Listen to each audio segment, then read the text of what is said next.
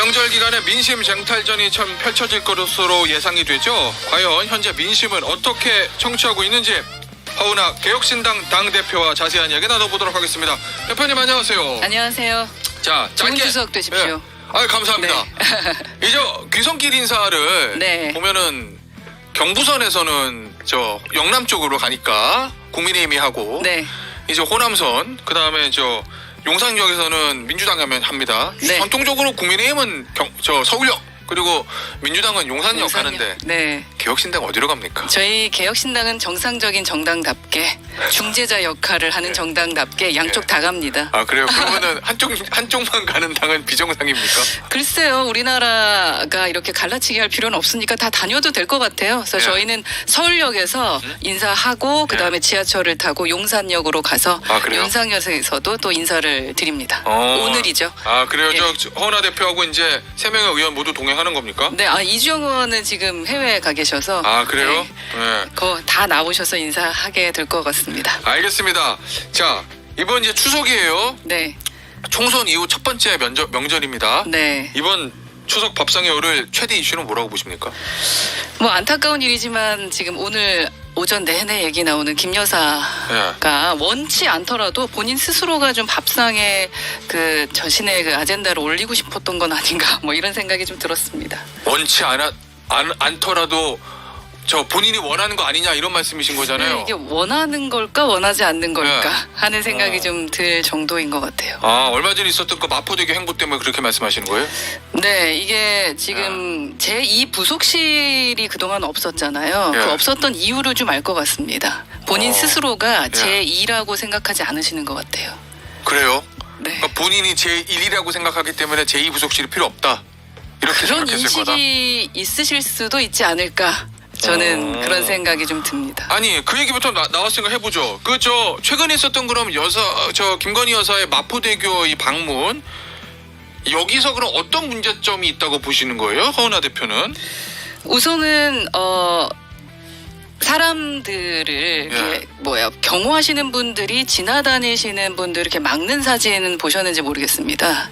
그러니까 근데- 모든 것이 이제 예. 의전이라는 것도 정무적 판단이 되게 중요하거든요. 예. 근데 그 장소가 정말로 맞았는지 어허. 그리고 그 우리가 손길을 이렇게 아 이 사진 말씀하시는군요. 네, 저 뒤쪽에 네. 예예예. 근데 뒤에선 계속 막고 있고 예. 평상시에 자전거로 출퇴근하시는 분일 수도 있는 부분인데 그분에게 좀 불편함을 주셨다라는 것은 저는 제1의 분이 하실 수는 있겠으나 예. 그리고 격려를 하려 갈 수는 있습니다. 나오신 국민들 아하. 그리고 일하시는 분들을 위해서 예. 격려하실 수는 있습니다만 지시를 하는 상황이 맞을까라는 생각이 좀 들거든요.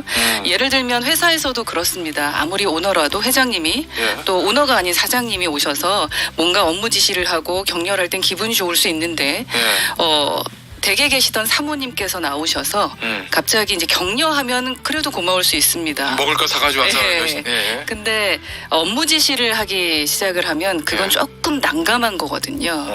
그래서 그 부분에 대한 것을 정무적 판단을 의전하시는 분들이 좀 생각을 못한 것이 아닌가 저는 그런 생각이 듭니다. 그러면 기존에 우리가 알고 있던 영부인의 역할을 넘어섰다 이렇게 보시는 거예요? 넘어섰다고 분명히 판단할 수 있도록 행동했다. 본인이 그걸 의도했는지 안 했는지 모르지만 네. 그렇게 보일 수 있게. 네, 그렇죠. 그럼 그 메시지 자체가 문제가 있었다고 보시는 겁니까? 그 마음은 아니면 거기를 가는 행보 자체의 문제를 보시는 거예요? 그 장소여야 됐나라는 생각은 듭니다. 사실 자살 예방이라는 얘기를 할 때는 네. 영부인이라면은 좀 다른 방향으로 생각해 볼 수 있지 않았을까 하는 생각을 하게 되거든요. 근데 네. 현장 방문을 해서 여기를 좀 보완해야 될 것 같다라고 말씀하시는 그 역할이라는 게 있잖아요. 네. 그 역할에서 충분히 오해받을 수 있게 하셨다. 이 부분은 진짜 좀 안타깝습니다. 그저 야당하고 일부 언론에서 저 민주당 쪽에서 그리고 일부 언론에서 대통령 행세한다 뭐 이렇게 얘기하잖아요. 어제 이제 박찬대 원내대표도 비슷한 얘기를 했던데 공감하세요 그 주장에? 그러니까 이게 선출직이 아니시잖아요. 예. 예, 그 부분 때문에 여러 가지 이제 말씀을 들으시는 겁니다. 예, 뭐 동조하느냐 뭐 아느냐라고 말씀드리면은 저희는 중재자 역할을 하는 사람이라 그래요? 그 말씀은 예. 안 드리고 여튼 본인의 역할을 알아야 될 것 같아요. 그 예. 사장 자리에 오르시는 분은 사장 자리에 오르시는 이유가 있습니다. 예. 대통령도 선출돼서 그 자리에 가셨습니다. 하지만 영부인은 우리는 선출하지 않았습니다. 그래서 국민의 입장에서 예. 그리고 또 우리 대통령이 오너가 아니시잖아요. 이 나라의 오너는 국민인데 알겠습니다. 예, 국민의 눈높이에 좀 맞춰 주셔야 좀 속이 좀 덜 예. 타는 속 덜 타는 그런 추석을 보내게 되지 않을까. 대표님 정치권 들어오시기 전에 원래 이미지 전문가셨잖아요. 본인 사업체도 운영하셨고. 올 때마다 말씀하시더라고요. 그죠? 네. 아니 근데 어제 이제 그 마포대교 방문 메시지고 사진이 18장이 공개가 됐어요. 그 사진 다 보셨죠? 네. 이미지 전문가로서 어떤 조언해 주시겠어요? 여사님 이렇게 계속 가시면 됩니다. 뭐 요거요? 아니면 뭔가 나라면 다르게 할 텐데 뭐 이런 생각이 드세요? 그런 부분까지 제가 말씀드리기는 좀 뭐하고 저는 역대 최악의 그 영부인 현장 방문의 사진들이 될 것 같다라는 생각은 들었습니다. 왜요? 왜냐하면 네. TPO를 좀 맞추셔야 되는 거라는 거예요. 그러니까 다른 분들도 적극적인 분들이 네. 활동하고 행보하고 싶으셨을 수도 있어요. 예를 들어 문재인 전 대통령의 영부인도 사실은 적극적으로 뭔가를 하고 싶으셨을 수도 있거든요. 그래도 그 정도까지는 안 하셨거든요. 그리고 예를 들어 미셸 오바마 같은 경우도 예. 처음부터 그런 활동을 했던 게 아닙니다. 아, 그래요? 예, 그러니까 대통령이 직접 케어하지 못하는 부분에 가서 케어하며 늘 눈높이 맞춰줘서 청취하는 모습을 많이 보여줬었어요. 예. 그러다가 이제 좋은 평가가 나오면서 얼굴을 더 많이 이제 대중들에게 드러내기 시작을 하는 것이지 예. 처음부터 대중들에게 이렇게 시각적인 것으로 이렇게 그 관리자 아니 리더의 모습을 보여주기 위해 노력한 영부인은 없었죠. 알겠습니다. 이 얘기 도이치모터스가 어제 이제 2심에서 그 전주 네. 돈 빌려준 손모 씨가 유죄가 나왔어요. 네.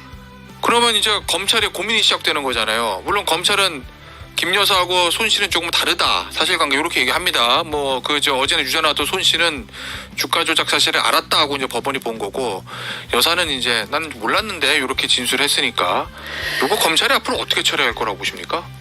저는 진료는 의사에게 야근 약사에게 이거 상당히 좋아하는데 네. 이런 법적인 판단은 법조인에게 맡기는 게 맞을 것 같고요. 네. 자, 그럼 저는 정치권은? 정치인으로서 바라봤을 때는 앞으로는 포괄적인 수사가 필요하긴 하겠다.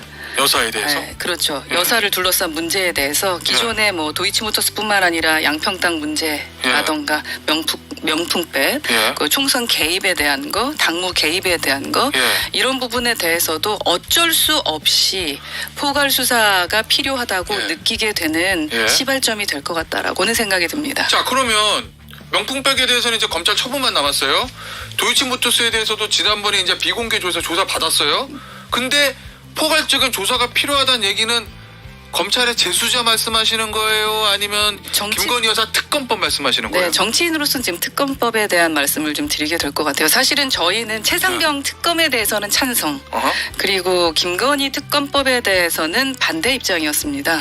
예. 좀 더 지켜봐야 된다라는 예. 거였는데 요즘에 이제 일련의 사건들을 지켜보면 도이치는 하나의 시발점이 된 것 예. 같고 기존의 것들이 계속 있었었잖아요. 예. 이게 특검에 대해서 우리가 찬성을 하지 않을 수 없는 상황이 됐다라고 지금 저희 내부에선 판단을 하고 있습니다. 그래요? 그러면 개혁신당도 김건희 여사 특검법에 대해서 찬성으로 기조를 바꿀 수 있다? 네, 어제 원내대표랑 좀 상의를 했는데 그래요? 그럴 수 있을 것 같다. 지금 상황이 만만치 않다. 예. 그래서 TPO 말씀드린 겁니다. 엊그제 그 마포대교에서 사진은 예. 실수다. 그러면 오히려 정치권이 이 김건희 여사 특검법 여기에 불을 붙일 수 있는 행보다 이렇게 보시는 거군요. 여러 가지가 지금 다 엮여 있기 때문에 예. 먼저 사과하셔야 된다라고 생각하거든요. 그러니까 모든 게 법적으로 문제가 없다고 나왔더라도 예. 사과와 해명을 우선 하셔야 되는 겁니다. 근데 지금 대리 사과 위주로 하고 계시잖아요. 예. 대통령께서 영부인을 위한 대리 사과하기 위해 저희가 선출한 건 아니거든요. 대통령을. 예. 근데 지금 명품백 문제도 대통령이 대리 사과했고 예. 그리고 잘못한 부분이 있으면 늘 대통령께서 어떤 것을 메꾸어주고 있습니다. 그러니까 한간엔 이런 얘기도 들려요. 영부인이 사고치고 대통령이 메워주고. 이건 잘못됐죠. 알겠습니다. 우리 국민이 예. 사고치면 그걸 어떻게든 메워주기 위해 대통령이 움직이셔야 되는 겁니다. 예. 자, 그러면은 추석 이후에 민주당 네. 주도로 해서 김건희 여사 특검법 올리면 개혁신당도 찬성한다. 그러면 본회의에서 가결, 윤석열 대통령 거부권 행사 재의결이잖아요. 그 8표 전망 어떻게 하세요? 국민의힘에서 이탈표 나올 거라고 보세요? 한 표도 안 나올 거라고 보세요? 상황을 지켜보고 계시겠죠. 여전히 왜냐하면 뭐 한동훈 대표의 최상병 특검법에 대해서도 지금 8명이 찬성을 안 하고 있는 거잖아요. 예. 예, 그런 거랑 똑같이 그 눈치 보는 거잖아요. 상황을 지켜본다는 얘기의 말의 뉘앙스는 보고 여사에 대한 예를 들어서 안 좋은 얘기들 나오면 반란표가 일종 이탈표가 나올 수도 있다 이렇게 보시는 거예요? 저는 그럴 수도 있을 거라고 생각합니다. 아, 그래요? 그럼 어제 있었던 도이치모터스 판결 이게 기폭제가 될 수도 있다 혹시 이렇게 저는 보세요? 그래서 자꾸 시발점이라고 처음에 시작이 그 부분이 될 수도 있을 것 같아요. 법적인 걸 상당히 중요시 여기는 정당이기 때문에 국민의힘은 아마 많이 흔들리는 분들 계실 것 같다. 걱정하는 분들이 계실 것 같다. 아, 걱정하는 지금 많은 우려를 하실 것 같습니다. 이대로 괜찮은가? 알겠습니다. 특검법에 민주당에서 이 김건희 여사 공천 개입 의혹 요거를 넣었잖아요. 그거는 어떻게 보세요? 이준석 의원은 나는 문자 받는데 선의의 조언일 수도 있다 뭐 이렇게 얘기하고 있거든요. 뭐 저는 문자를 못 봐서 그래요? 어떤 조언인지는 모르겠는데 예.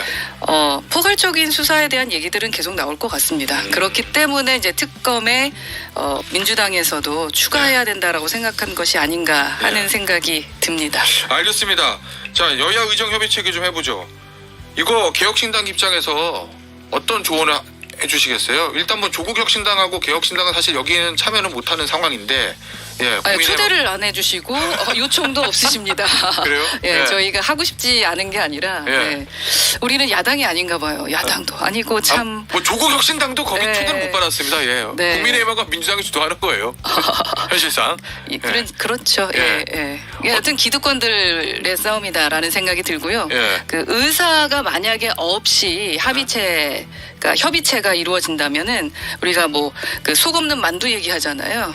이거는 속 없는 만두 정도가 아니라 그냥 밀가루 반죽만 할 뿐이다라고 생각해서 의미가 없다. 그러니까 어찌됐든 의사들을 앉히려고 노력을 하셔야 될 것 같고 정말 이해가 안 가는 게 저희 당은 이주영 의원을 보유하고 있는 정당입니다. 응급실에서 10년 이상 일을 하셨고 지금 말하는 가장 현장에서 일을 10년 했던 분이세요. 근데 특히 지금 의원입니다. 근데 여야 협의체 왜 안 앉히죠? 그래요?